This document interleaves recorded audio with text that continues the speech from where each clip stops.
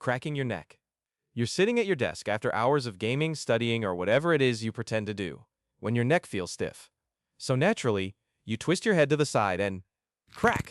Instant relief. Feels good, right? Here's the kicker. That satisfying crack isn't always harmless. Neck cracking involves rapidly stretching the joints and ligaments, releasing built-up gas bubbles. Harmless usually, but twist a bit too far or too aggressively, and you can actually damage blood vessels, causing clots, strokes, or even paralysis. Sounds extreme, but it's happened. People have legit ended up hospitalized after a casual neck crack session. So, if you think your neck's feeling stiff, maybe think twice before twisting it like you're in a chiropractor TikTok.